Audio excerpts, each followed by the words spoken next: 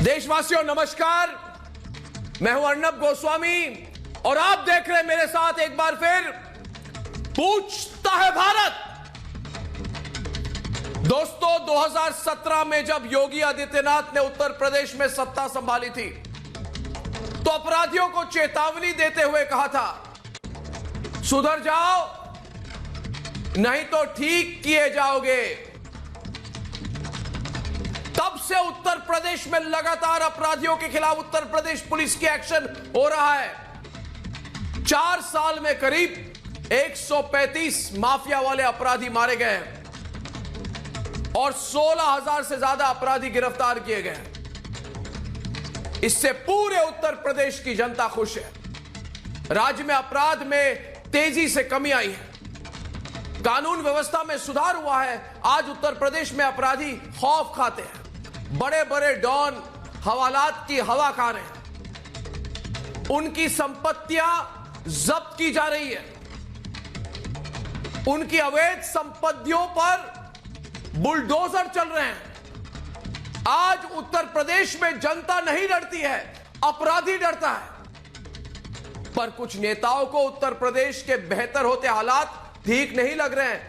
उन्हें यह बात हजम नहीं हो रही है कि उत्तर प्रदेश में कानून व्यवस्था का हाल कैसे सुधर गया, माफिया पे कंट्रोल क्यों है, माफिया खत्म क्यों हो गई। इसलिए अब उन लोगों ने एनकाउंटर को जाति और धर्म के चश्मे से दिखाना शुरू कर दिया है। आज उत्तर प्रदेश की पूर्व मुख्यमंत्री मायावती ने कहा कि उत्तर प्रदेश की पुलिस जाति देखकर एनकाउंटर कर रही है।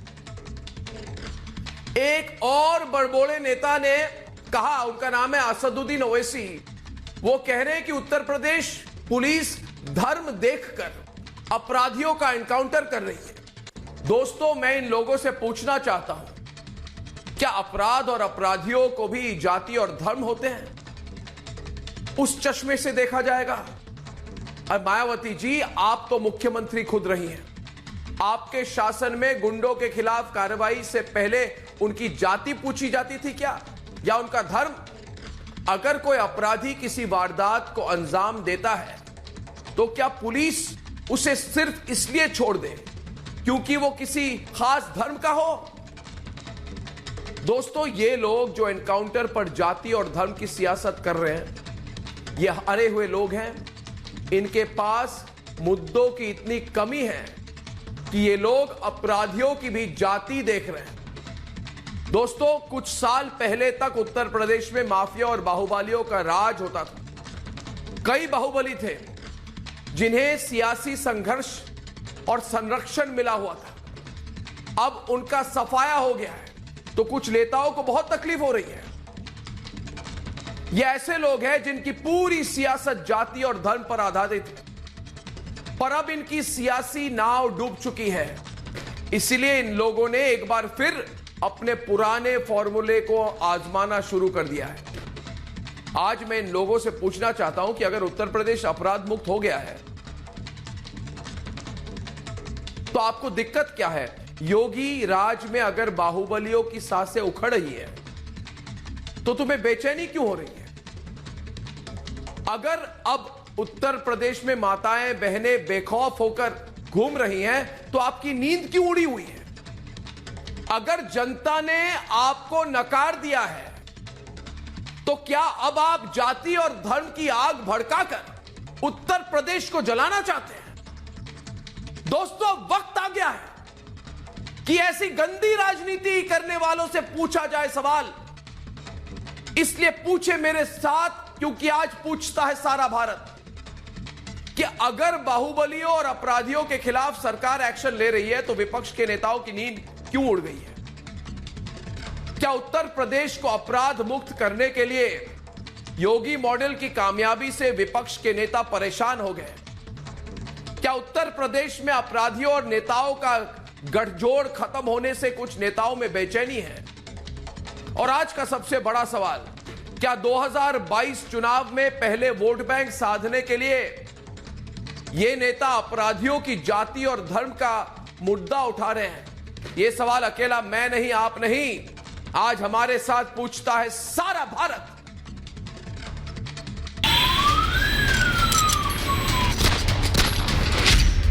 में गुंडा राज के खिलाफ योगी का सफाई अभियान चल रहा है। पिछले 4 साल में 7,500 से ज्यादा एनकाउंटर हुए हैं, जिनमें 135 अपराधियों को मार गिराया गया। लेकिन अब विपक्ष इसी को लेकर योगी सरकार पर सवाल उठा रहा है। हैदराबाद वाले ओवैसी भाईजान ने एनकाउंटर पर सांप्रदायिक कार्ड खेल दिया। 2017 से 2020 के दरमियान में 6,775 एनकाउंटर हुए, जिसमें से मरने वालों की तादाद 37% मुसलमानों की। यूपी में अगले साल चुनाव हैं, लिहाजा एनकाउंटर पर सियासत जोर मार रही है। ओवैसी ने अपराध और अपराधियों में भी मजहब ढूंढ निकाला, तो मायावती ने एनकाउंटर पर जाति की सियासत शुरू कर दी। जातिगत व द्वेष की भावना से किए गए एनकाउंटर व बुलडोजर आदि का इस्तेमाल किए जाने की वजह से अब इनकी इस कार्यशैली ने भी यहाँ की जनता को काफी परेशान करके रख दिया है। योगी की ठोक तो रणनीति से यूपी में अपराध की जड़ें कमजोर हुई हैं। बड़े से बड़ा अपराधी थर-थर कांप रहा है कि न जाने कब अगला नंबर उसका आ जाए। लेकिन अब तक जिनकी सियासत बाहुबलियों के भरोसे चलती आई है, वो अब टेंशन में हैं। सवाल उठ रहे हैं कि क्या अगले साल यूपी के विधानसभा चुनाव होने की वजह से इनकी बेचैनी बढ़ गई है। आज ओवैसी जिस तरह की भाषा का इस्तेमाल देश में करते हैं, उससे ये साफ जाहिर है कि अभी इनके मन में कोई और एक विभाजन की तस्वीर उभर कर सामने आती है इनके वक्तव्य में। विपक्ष एनकाउंटर में जाति धर्म का तड़का लगाकर चुनाव के लिए सियासी मसाला तैयार कर रहा है। लेकिन इन पार्टियों को ये भूलना नहीं चाहिए कि अपराधियों का कोई धर्म नहीं होता, कोई जाति नहीं होती। इनका सिर्फ और सिर्फ एक ही इलाज है, कानून का हंटर चले। ओवैसी और मायावती जैसे नेताओं से सवाल ये भी कि एनकाउंटर तो पिछले 4 साल से हो रहे हैं, पर अब जब चुनाव सामने है तभी इन्हें इन एनकाउंटर्स में धर्म और जाति क्यों दिखने लगी। क्या यूपी में अपराधियों को गुंडागर्दी की खुली छूट दे दी जाए? अगर योगी आदित्यनाथ गुंडों और अपराधियों के खिलाफ सुदर्शन चला रहे हैं, तो विपक्ष इस पर वोटों की सियासत क्यों कर रहा है? क्या योगी से टकराने के लिए विपक्ष के पास कोई और मुद्दा नहीं बचा? पूछता है भारत। हमारे साथ एक तरफ एडवोकेट वारिस पठान, मोहम्मद आसिफ हुसैन सोहेल जो एआईएमएम का समर्थन करते हैं, सतीश प्रकाश बीएसपी का समर्थन करते हैं और अतुल सक्सेना समाजवादी पार्टी के, और दूसरी तरफ doctor Vikram Singh farmer DGP UP, Shantanu Gupta, professor संगीत रागी और भारतीय जनता पार्टी के राष्ट्रीय प्रवक्ता सुधांशु त्रिवेदी। सुधांशु जी, आप जरा वारिस पठान के साथ डिबेट शुरू करें। अचानक आज मायावती और असदुद्दीन ओवैसी के बीच में एक नई रेस शुरू हो गई है। दोनों कह रहे हैं कि उत्तर प्रदेश में जितने अपराधी हैं उनके धर्म और जाति को देखकर उन्हें मारा जाता है, उनके टारगेट किया जाता है। ये किस तरह की रेस है वारिस पठान? और कोई मुद्दे नहीं है आपके पास? और कोई मुद्दे नहीं है? डेस्परेट हो गए और कुछ नहीं, मतलब बौखला गए टोटली? और कोई मुद्दा नहीं है कि जितने अपराधी हैं उसमें मुसलमान ज्यादा हैं, या फिर माइनॉरिटी के लोग ज्यादा हैं, या फिर किसी जाति के लोग ज्यादा? ये क्या है? कोई किसी अपराधी को धर्म और जाति देखकर टारगेट करते हैं क्या?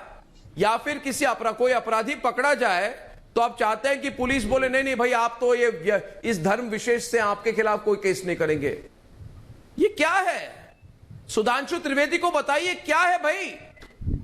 पूछता है भारत। कोई मुद्दा नहीं है वारिस पठान के पास। अपराधियों की जाति और धर्म पर सवाल उठा रहे हैं। हमारे पास बहुत है। हद हो गई। अच्छा, नहीं, मुझे नहीं लगता आपके पास कोई मुद्दे हैं। मुद्दे तो हमारे पास बहुत है। भाजपा के पास सारे मुद्दे बोलिए। खत्म हो गए भाजपा के पास, इसीलिए भाजपा हट गई उस मुद्दे से। जहां हमारा किसान भाई 100 दिन से ज्यादा से वहां पर हड़ताल कर रहा है, उसके लिए इनके दिल में दर्द नहीं है। पेट्रोल गैस डीजल का भाव बढ़ गया है अर्नब, उसके लिए इनके पास कोई पॉलिसी नहीं है। आज लोगों को पास रोजगार नहीं है, लाखों करोड़ों लोगों ने अपना रोजगार खो दिया, उसके लिए इनके पास कोई मुद्दे नहीं है। और अब हमने हमारी रैली में तो क्या गलत कहा है अर्नब गोस्वामी? ये एम्पिरिकल डेटा है, ये मेरा बनाया हुआ डेटा नहीं है। डेटा के अंदर है कि यूपी में 18% आबादी अपराधी मुसलमानों की है।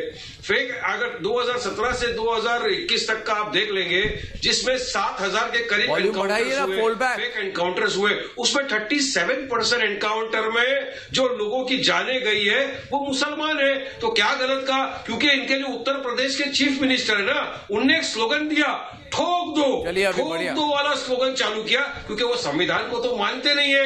सेक्युलरिज्म के लिए तो वो बोलते हैं कि सेक्युलरिज्म हमारे देश के ट्रेडिशन के लिए सबसे बड़ा खतरा है। तो ऐसा चीफ मिनिस्टर जो संविधान को नहीं मानते, सेक्युलरिज्म को नहीं मानते और उसे एक ही राजनीति में मानते, ठा ठा ठा ठोक दो, तो ये तो गलत है ना। अगर संविधान को मानते सुधांशु जी, तो आज योगी के ठोक दो वाले बयान का खंडन करिए, माफी मांगिए पूरे देश के सामने, क्योंकि पूछता है भारत क्या योगी सही है, योगी गलत है। अगर ठोक दो वाली राजनीति करेंगे तो फिर कायदे कानून की क्या जरूरत है? नहीं, आप एक काम कीजिए सुधांशु त्रिवेदी जी, क्या जरूरत है? एक मिनट, मैं सुधांशु त्रिवेदी को एक पुलिस स्टेशन आप समझ गए ना आपकी बात, आप मेरी बात सुनिए, मैं आपकी बात समझ गया, मान्यवर मेरी बात सुनिए।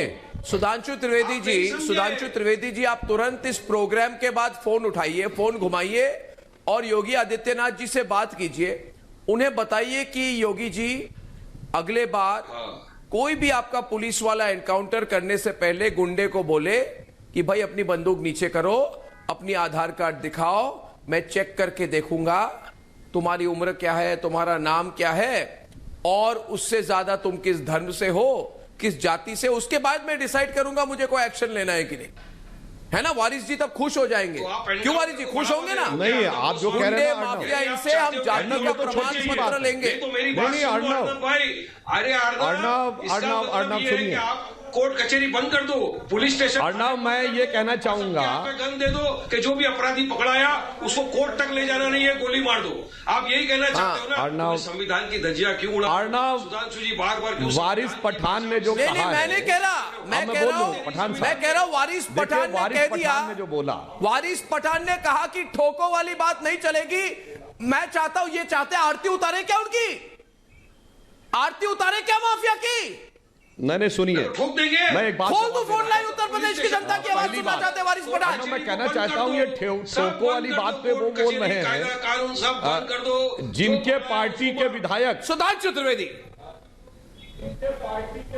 अरे सुनिए, ये वो बोल रहे हैं जिनकी पार्टी के विधायक असदुद्दीन ओवैसी के नायब अकबरुद्दीन ओवैसी, उनके फर्जंदे अंजुमन अकबरुद्दीन ओवैसी ने कहा था 15 मिनट के लिए पुलिस हटा लो, 20 करोड़ 100 करोड़ को ठोक देगा, और आप आके ये कह रहे हैं। मैं कहूंगा कि अर्णव, आपने मुझसे कहा कि मैं योगी जी से बात करूं, उसकी बजाय मैं वारिस पठान से कहूंगा कि ओवैसी साहब लोकसभा के सदस्य हैं, ये संसद में एक प्रस्ताव लाएं कि एनकाउंटर में आरक्षण किया जाए, कि आनुपातिक प्रतिनिधित्व के अनुसार ही एनकाउंटर होना चाहिए, जनसंख्या में जिसका प्रतिनिधित्व जितना है उतने प्रतिशत से अधिक एनकाउंटर नहीं होने चाहिए, इसकी व्यवस्था सुनिश्चित की जाए। जो आप कह रहे हैं उसका मतलब तो यही। और मैं पूछना चाहता हूं कि उत्तर प्रदेश के जितने भी हिस्ट्री शीटर थे, हमारी सरकार आने से पहले आरटीआई लगा लीजिएगा। अच्छा चलिए, आरटीआई भी मत लगाइए वारिस पठान साहब। अरे भाई सुनिए तो, अरे मैं बोला नहीं था आपके बारे में, अपने टर्न पे बोलिए, दर्शकों को अच्छा सुनाई पड़ता है, अच्छी डिबेट होती है। मैं ये कह रहा हूं कि हमारी सरकार आने से पहले 2017 में उत्तर प्रदेश और 2014 में हमारी केंद्र में सरकार आने से पहले, ये उत्तर प्रदेश में और उत्तर प्रदेश के बाहर ये जितना मुंबई का अंडरवर्ल्ड था, ये किसके कनेक्शन आजमगढ़ और जौनपुर से क्यों निकलते थे? ये बताइए। हाजी मस्तान, करीम लाला, अबू सलेम, छोटा शकील, मुख्तार अंसारी, अतीक अहमद, शहाबुद्दीन और जो मार दिए गए मिर्जा दिलशाद बेग, या तो विक्रम सिंह जी बैठे हैं, बताइए ये भाजपा के शासनकाल में अपराधी बने या ये तो शांति के कबूतर उड़ा रहे थे? साहब ये हिस्ट्री जवाब दे, 25 में से 24 जवाब दे। अतुल सक्सेना चुप हो गए, एक हिस्ट्री शीटर है मुख्तार अंसारी, जो पंजाब की कांग्रेस सरकार की छत छाया में अपना स्वास्थ्य लाभ कर रहे हैं। आप मेरे को लाइए, स्वास्थ्य लाभ कर रहे हैं पंजाब की सरकार की छाया में। अर्नब जी, मैं सुधांशु जी की बात का रिप्लाई देना चाहता हूं। सुधांशु जी ने अभी ये कहा कि आरटीआई का जवाब सुधांशु जी देख लीजिए, ये आरटीआई का ही जवाब है जो NHRC, national human right commission, कहता है कि उत्तर प्रदेश सेकंड लार्जेस्ट है फेक एनकाउंटर के मसले में। और आप जो कह रहे हैं 4 साल में, जो ओवैसी ने कहा ठीक है, ओबीसी विधानसभा के चुनाव में, इसलिए मुसलमानों की चिंता ओबीसी को अब होने लगी। परंतु ये बात सही है कि उत्तर प्रदेश में योगी जो है धर्म देख करके ही आगे बढ़ते हैं। लव जिहाद लहो का मामला हो, चाहे फेक एनकाउंटर का मामला हो, और अपने हिसाब से धर्म जाति देख करके यहाँ पर फेक एनकाउंटर करे जाते हैं। जैसा कि योगी जी ने कहा कि अपराध करोगे तो ठोक दिए जाओगे। और विकास दुबे का जो एनकाउंटर करा, वो सत्ता के गलियारों में जो भाजपा के बड़े बड़े मंत्री थे और बड़े बड़े सेक्रेटरी थे, उन्हें बचाने के लिए जिस तरीके से विकास का एनकाउंटर किया, वो भी एक मसला यहाँ है। तो मैं ये कहना चाहता हूँ कि उत्तर प्रदेश में फेक एनकाउंटर जो होते हैं, उत्तर प्रदेश में धर्म जाति देख करके होते हैं। तो क्या पूछना चाहिए था कि विकास तुम हिंदू हो, तुम किस जाति से हो? अब मैं नहीं, तुम किस जाति से हो? एक अच्छी बात उठाई। विकास तुम किस धर्म से? पूछा था क्या? पूछा था क्या? आज ओवैसी कह रहे हैं कि पूछा था क्या?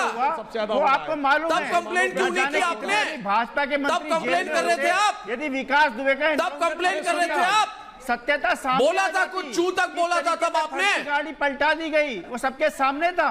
आपने चू तक की थी तब? नहीं, हमने तो बहुत कहा। अर्नब, विकास दुबे के नाम जब आई थी तो आपने चू तक की थी। एनकाउंटर फर्जी है, सभी को पता है। अर्नब जी, आप अपने चैनल को उठा लीजिए और हमारा वर्जन देख लीजिए। उसमें हमने क्या कहा था? अब मैं एक और विकास दुबे के एनकाउंटर से मैं कह रहा हूं क्या कह रहे हैं आप? सबसे ज्यादा विकास दुबे का अत्याचार हो रहा है।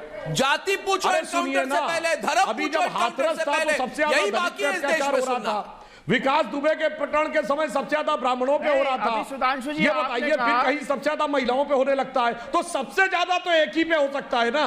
तो बाकी तीन विड्रॉ करते हैं क्या? यही माफी मांगिए कि मैंने गलत कहा था, बाकी तीन हम विड्रॉ करते हैं। बोलिए। नहीं योगी अर्नब जी अभी आप, नहीं, मैं कह रहा हूं जाति पूछने के बाद क्या पुलिस, एक मिनट अतुल जी बात सुनिए ना, बात सुनिए ना, खोल दो फोन लाइन, उत्तर प्रदेश की जनता की आवाज सुनेंगे। बहुत लोग फोन कर रहे हैं। अरे खोल दूं मैं फोन लाइन तो सिर्फ सुनना चाहेंगे उत्तर प्रदेश की जनता को। मेरा अगला सवाल है, मेरा अगला सवाल सुनिए भाई साहब, मेरा अगला सवाल है, मेरा अगला सवाल सुनिए, मेरे सवाल को सुनिए, मेरे सवाल को सुनिए।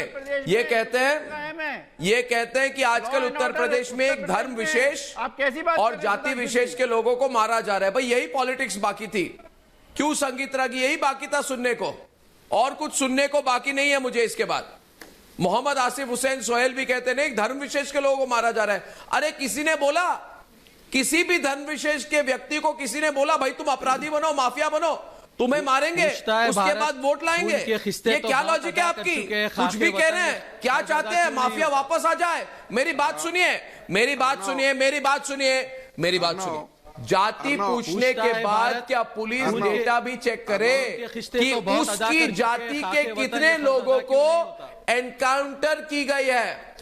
आप ये कह रहे हैं कि आदमी, पुलिस वाला ये कहे कि देखिए आपको मैं छोड़ दूंगा क्योंकि आपने किसी को मारा होगा, किसी को लूटा होगा, मगर आपके जाति, आपके धर्म के अपराधियों का कोटा पूरा हो गया है।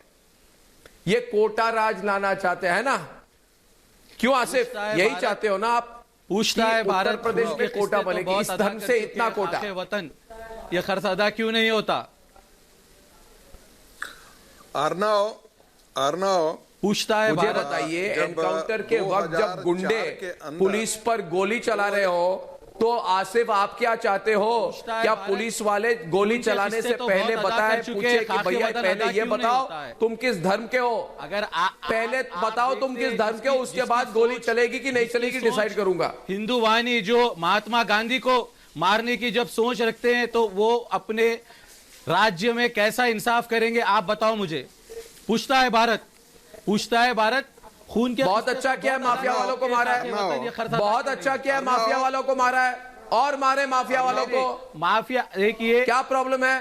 हाँ जी, आज मुल्क को जोड़ने की बात कर रहे हैं आप ये मुल्क तोड़ने की बात हो रही है। आप माफिया वालों और अपराधियों को बचा के मुल्क को जोड़ेंगे। संविधान आइए नहीं जोड़ते हैं, संगीत रागी आइए डिबेट में। माफिया मुल्क नहीं जोड़ते हैं, माफिया मुल्क नहीं जोड़ते हैं, माफिया मुल्क तोड़ते हैं, इसलिए माफियाओं को तो मारा ही जाना चाहिए। फर्जी एनकाउंटर। दूसरी बात, आप जरा ध्यान दीजिए, 2004 में जब टाडा को खत्म करने की बात कांग्रेस और वामपंथी और बाकी नॉन बीजेपी पॉलिटिकल पार्टियां कर रही थी, तब वो कहती थी कि मुसलमान ही आतंकवादी गतिविधियों में सताए जा रहे हैं।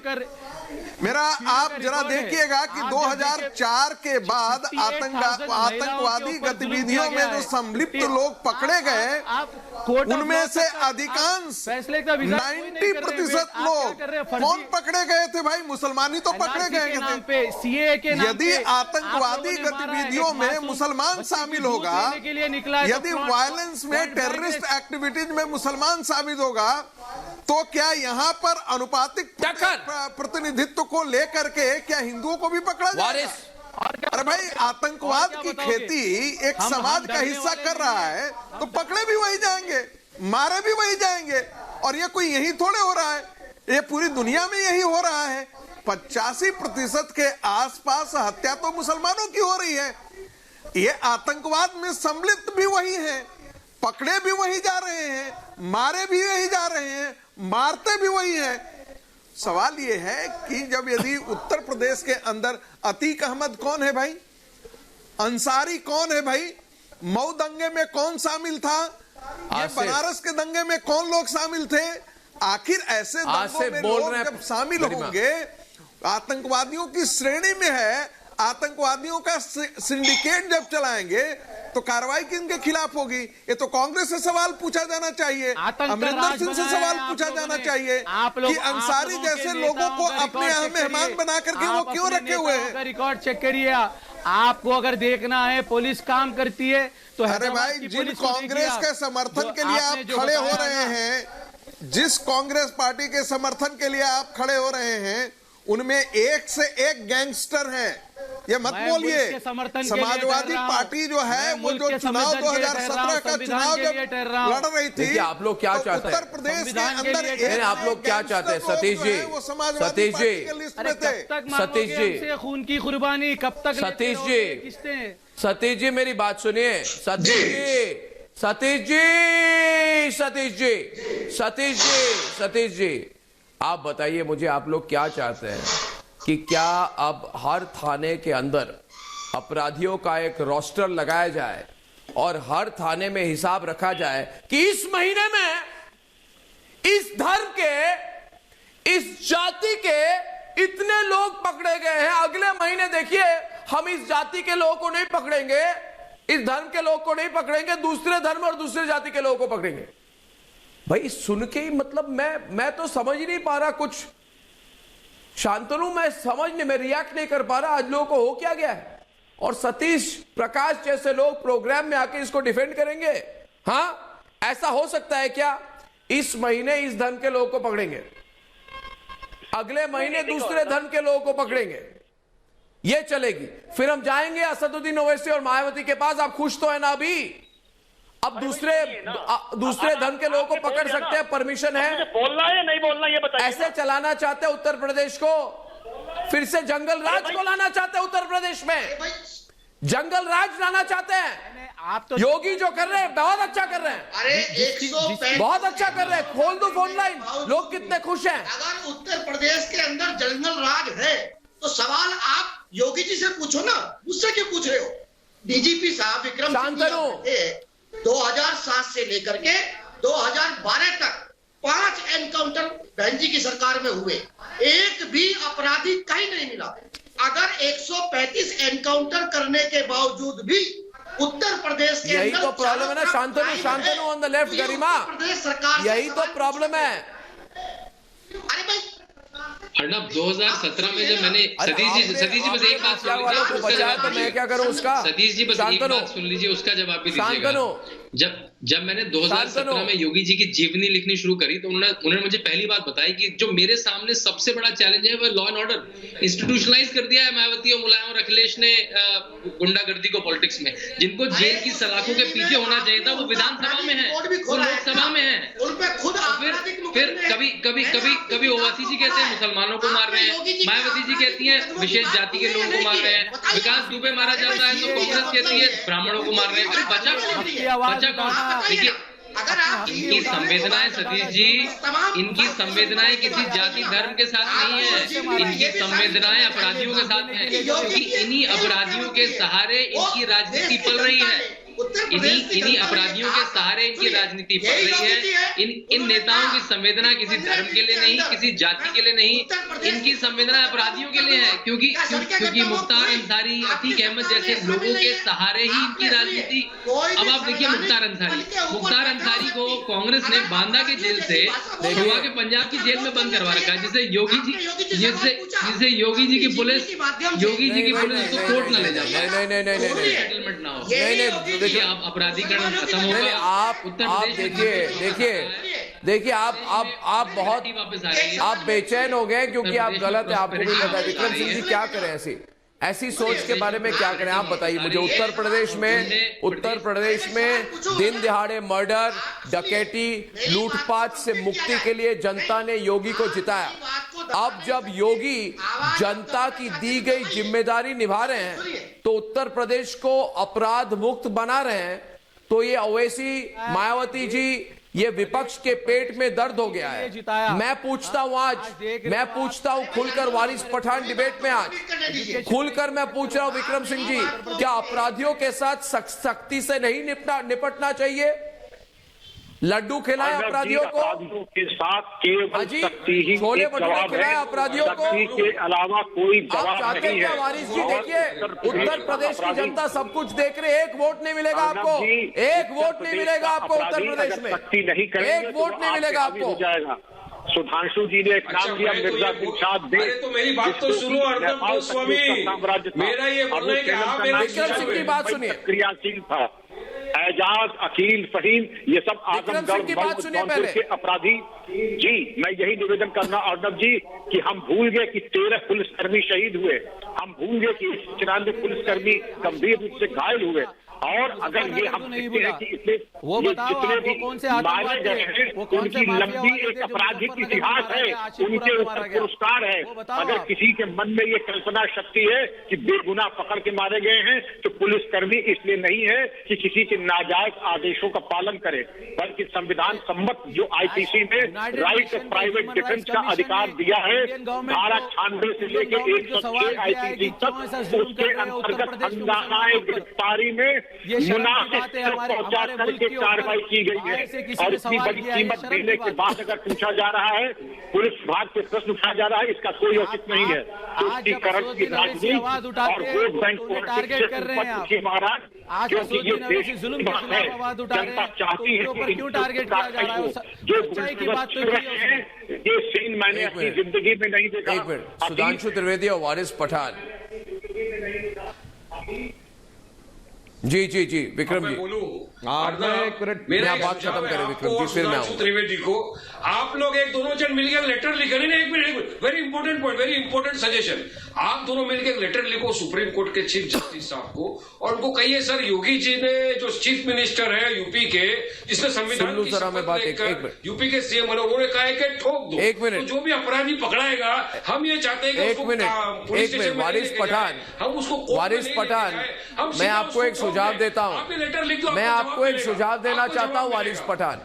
अरे वारिस जी मेरी बात सुनिए, मैं अदनाब आपको कुछ कह रहा हूं, आपको कुछ सुझाव दे रहा हूं। वैसे मेरी आदत नहीं है कि फ्री में सुझाव दूं, आप अपने आप को तस्दीक करेंगे, लकी समझिए कि आपको फ्री में सुझाव दे रहा हूं। एक मिनट सिर्फ सुधांशु त्रिवेदी और वारिस पठान, एक मिनट वारिस पठान जी, मैं आपको सुझाव दे रहा हूं। आप अपने आप को खुशकिस्मत समझिए कि अर्नब गोस्वामी आपको सुझाव दे रहा है फ्री में। सुनेंगे मेरे सुझाव को वारिस पठान जी? हाँ, ये हुई ना बात, कभी सुनेंगे हमारी बात तभी तो अच्छा लगेगा ना, आप बात सुन रहे हैं हमारी। लेटर लिखो अभी के अभी दे रहा हूं ना मैंने सुन लिया आपकी सुझाव। आप बोलो कि हम हमारे योगी को मानेंगे, मैं सुझाव मैं सुन चुका हूं। मेरी बात सुनिए, मेरी बात सुनिए, आप प्लीज मत चिल्लाइए। मैं बहुत कम लोगों को इस तरह की फ्री की सुझाव देता हूं। अरे ये जिसको आप पहले चुप रहिए, फिर मैं बोलूंगा, नहीं तो मैं नहीं बोलूंगा। अर्नब, अरे सुनिए वारिस, आप रुकिए ना, वारिस पठान सुनिए। आप जिसको वॉल्यूम बढ़ाइए ना, कोर्ट से आज ही उसका जवाब आया है। आपने बटाला हाउस को इनकाउंटर कहा था और आज उसको सजाए मौत दी है कोर्ट ने। क्या बात कर रहे हैं? कोर्ट से जवाब आ चुका है, इसलिए आप जिसको इनकाउंटर कहते हैं, हकीकत क्या है आज साबित हो गया। और मैं दूसरी बात बताना चाहता हूं, अरे सुनिए भाई, वारिस पठान, अपनी अपनी बात कह लूं तो आपको समझ में आएगा। चलिए मैं आपसे एक बात कहता हूं, नहीं चलेगा। अरे भाई एक बात सुनिए वारिस पठान, सुनिए, 2014 में मोदी जी की सरकार आने से पहले दर्जन भर मुस्लिम माफिया थे। ये बताइए, मैं एक बार फिर रिपीट करता हूँ, हाजी मस्तान, करीम लाला, छोटा शकील, अबू सलेम, दाऊद इब्राहिम, मुख्तार अंसारी, अतीक अहमद, शहाबुद्दीन, मिर्जा दिलशाद। और मैं आपसे चुनौती से कहता हूँ, किसी और बिरादरी के इतने पर गिरा दीजिए जो लोगों को पता हो माफिया। बताइए ये माफिया क्यों पैदा होते हैं आप क्या ज्यादा बताइए, अरे बताइए। मैं आपसे कहता हूँ किसी और कम्युनिटी के एक दर्जन माफिया गिराइए। ये मैंने शुद्ध माफियाओं के नाम फिर रिपीट कर रहा हूँ। अरे हाजी मस्तान, अबू सलेम, छोटा शकील, दाऊद इब्राहिम, अतीक अहमद, मुख्तार अंसारी, शहाबुद्दीन, मिर्जा दिलशाद। ठोकने वाले I want an answer. ठा वाले बयान को कंडेम करो और शो जवाब दो, योगी को फोन करो। जवाब दीजिए। काफी समय से वारिस साहब इन माफियाओं ने बंधन बना के रखा है। मैं 1 वर्सेस 1 बोला गरिमा आपको मैंने। सोचित बुरा क्यों लग रहा है? मैं सिर्फ एक बात, मैं तब से कोशिश कर रहा हूं वारिस पठान को एक बात समझाने की। वारिस जी मेरी बात सुनिए, एक सवाल आपसे मेरा करना है, करूं सवाल कि नहीं करूं? क्योंकि आप नहीं सुनेंगे तो मैं नहीं बोलूंगा, आप सुनेंगे तो मैं बोलूंगा, और जब तक मैं अपनी बात खत्म ना करूं, लकीर की तरह बात कर रहा हूं मैं, जब तक मेरी लकीर वहां पे कहीं किसी जगह पे रुक ना जाए तब तक आप बोलिए मत। सुनिए, मैं नहीं सुधांशु जी आप भी थोड़ा सुन लीजिए, मैं एक बहुत इंपॉर्टेंट बात कह रहा हूं। मैं ये कहना चाहता हूं कि योगी सरकार ने 4 साल में 7,500 एनकाउंटर किए, बहुत अच्छा किया। 135 माफिया वाले गुंडे अपराधी मारे गए, बहुत अच्छा हुआ। 3,000 से ज्यादा अपराधी घायल हुए, और भी अच्छा हुआ, और भी अच्छा हुआ। 16,000 से ज्यादा गिरफ्तार हुए, और भी अच्छा हुआ। ये सारे जो मैंने जो इधर जो नंबर गिनाए हैं, सबको इनके बारे में वारिस पठान को पता है। मगर अगर मैं आज पूछूं कि वारिस पठान ये बताओ, पूछता है भारत कि कितने पुलिसकर्मी शहीद हुए, तो ये चुप हो जाएंगे। और अगर मैं पूछूं वारिस पठान, सहानुभूति उन कि वारिस पठान जिन शहीद हो गए जो हमारे, बोलो कि कितने पुलिसकर्मी घायल हुए, तो वारिस पठान चुप हो जाएगा। टक्कर में डिबेट हो रही है गरिमा। मैं कह रहा हूं कि वारिस पठान 1,100 पुलिसकर्मी घायल हुए कि नहीं, पूछता है भारत। जवाब दो, तो जवाब देना पड़ेगा। जवाब 1,001 सहानुभूति है अर्नब जी। 14 पुलिसकर्मी शहीद हो गए, उसके बारे में इन्होंने पट्टी लगाई हुई है अपने मुंह पर। अरे जवाब दो, कितने पुलिसकर्मी मारे गए और कितने शहीद हो गए, बताइए मुझे, पूछता है भारत।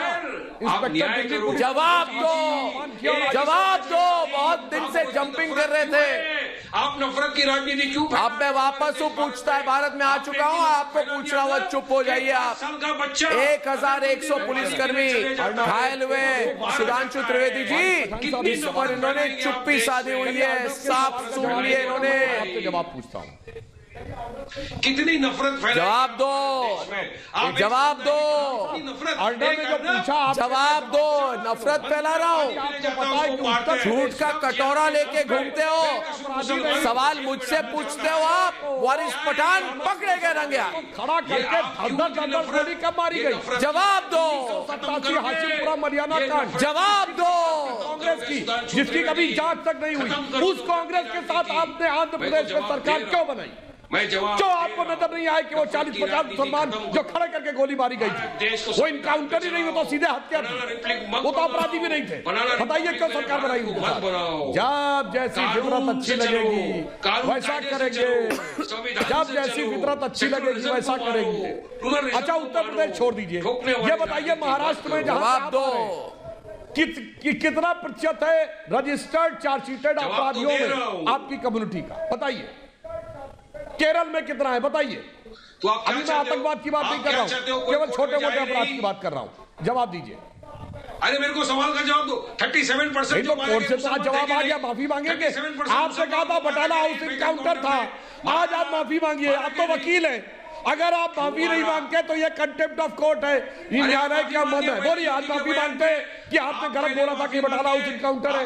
बोलिए, अरे बोलिए, आज बोलिए, आज कोर्ट का निर्णय है, बटाला हाउस इनकाउंटर गलत है, माफी मांगते। मैं तो बोल रहा हूं सुधांशु जी, कोर्ट ने जो सजा दी है, आप मैं सब उस कोर्ट के वर्डिक्ट को मानते हैं, मगर जो योगी ने फरमान जारी किया है ठा ठा ठा वाला रूल ऑफ गन का, उसको आप कंडेम करिए। आप बोलिए इस वर्डिक्ट को मानते हैं तो बटाला हाउस इनकाउंटर पे ठाठा बयान के लिए किसका ठाठा? जो ओवैसी ने माफिया का ठाठा ना, मैं कोर्ट का जजमेंट है तो पुलिस वालों का ठाठा जो करने को बोलते हैं माफिया वाले, उससे आपको वो परेशानी नहीं होती है? डरते हो आप, डरते हो। माफिया का समर्थन करेंगे आप? क्यों डरते हो? योगी भी संविधान की शपथ लेके माफिया का समर्थन कर रहे हैं टीवी पर, बात करिए, उसको खंडन नहीं करते। अरे ठा ठा ठा, अर्नब व्हाट इज दिस? ठोकने वाली राजनीति, ठा ठा। अरे आप बताइए, 950 करोड़ की संपत्ति जब्त की है कि नहीं माफिया वालों से योगी ने? बताइए मुझे संगीत रागी जी, क्या ठा ठा ठा, क्या ठा ठा ठा, क्या होनी चाहिए? आरती न होनी चाहिए इनकी, कानून की अपराधियों की ठाठा क्यों हो रही है? तो आपको क्या प्रॉब्लम हो रही है? आपको क्या प्रॉब्लम हो रही है? कोई आपके जान पहचान का है, आपका दोस्त है, तो आप क्यों कंप्लेन कर रहे हैं? आप क्यों कंप्लेन कर रहे हैं? योगी माफिया की ठाठा कर रहा है, अरे मासूमों की नहीं। मासूमों की ठाठा हो जाए तो आपको कोई प्रॉब्लम नहीं होता। अंसारी के साथ आप क्या चाहते हैं? आखिर ये सब जो है, आखिर ये सब यदि पूछिए अतुल सक्सेना को क्या चाहते हैं? होनी ही चाहिए। और दूसरी बात, मेरा तो अपना मानना है कि उत्तर प्रदेश के अंतर्गत ये प्रतिशत तो और भी बड़ा होना चाहिए था। यदि 57-58% आतंकवादी जो हैं उत्तर प्रदेश में, ऐसे सारे जो ऑर्गेनाइज्ड क्राइम में लिप्त हैं, वैसे सारे मुस्लिम ही हैं। ऐसी स्थिति में यदि उनके खिलाफ कार्रवाई होती है तो बिल्कुल सही है, यदि वो मारे जाते हैं तब भी सही है। आज वही कारण है कि उत्तर प्रदेश में दंगे नहीं हो रहे हैं। उत्तर प्रदेश में बहुत बड़ा ऑर्गेनाइज्ड क्राइम का जो सिंडिकेट था उत्तर प्रदेश के अंदर, वो आज लगभग खत्म हो गया है। और इसका बहुत बड़ा कारण है कि जो योगी जी ने जो पिछले 4 साल के दरमियान ये सारे जो बड़े बड़े खूंखार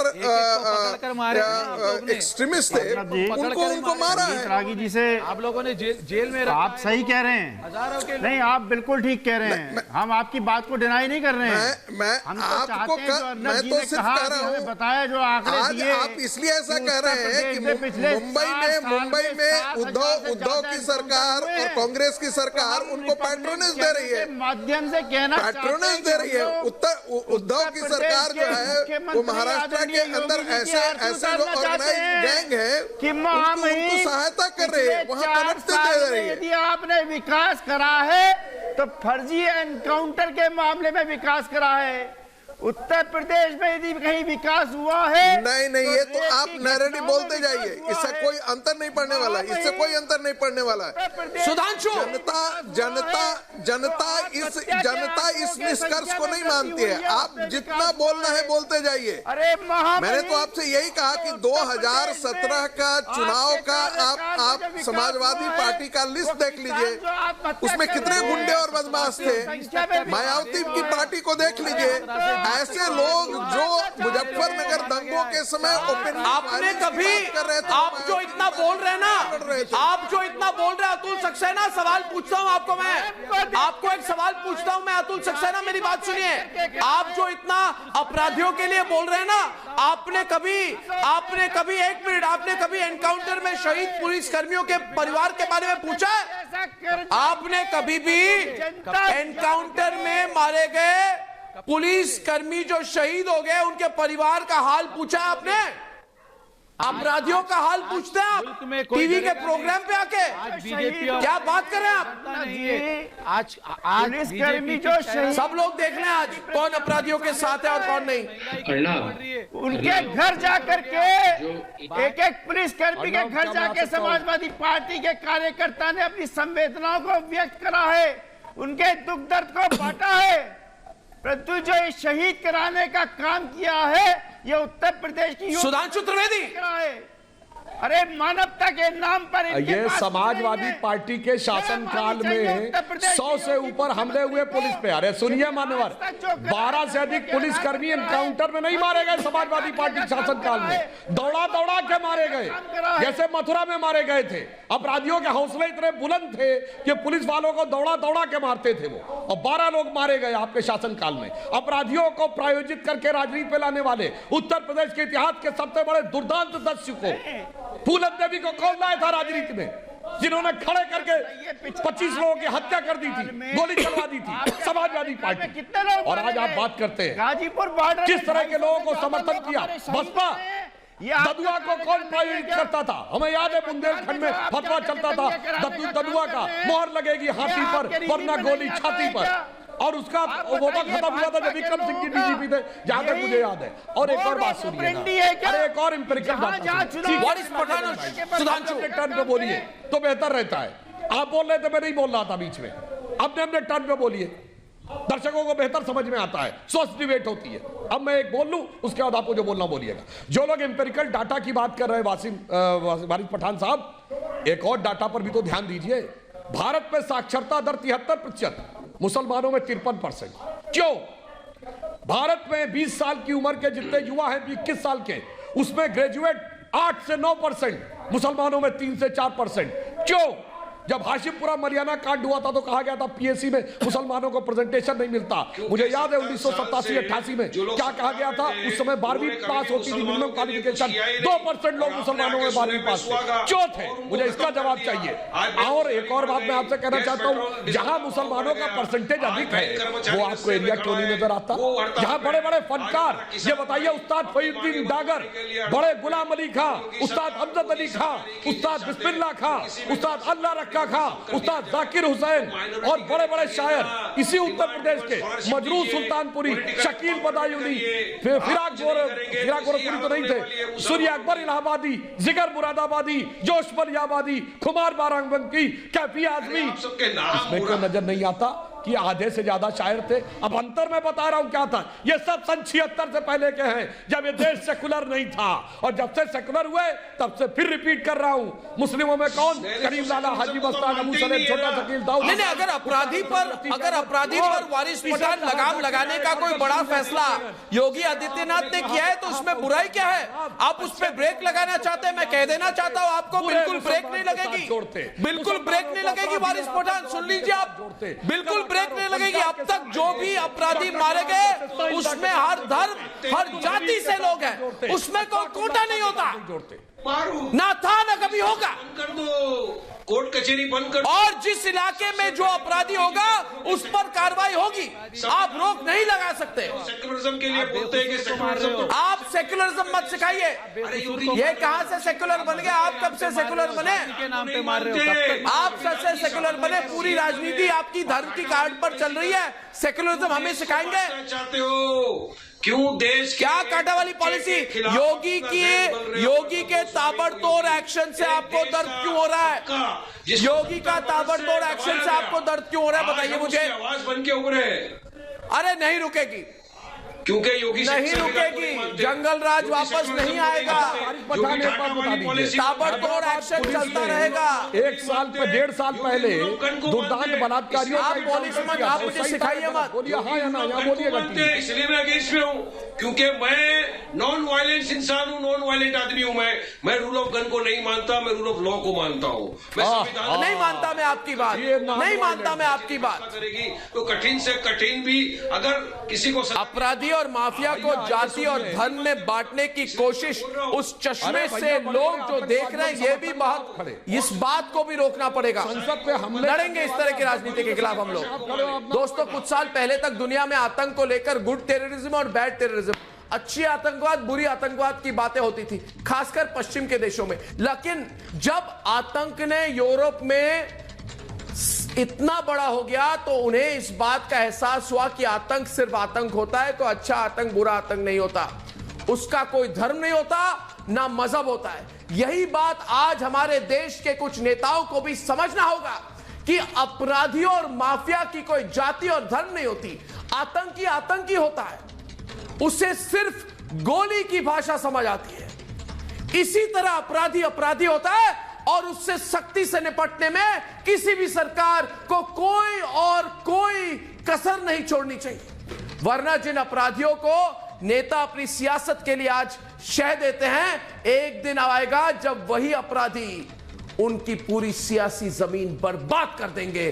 कल शाम आपसे फिर मिलूंगा, तब तक के लिए धन्यवाद और नमस्कार।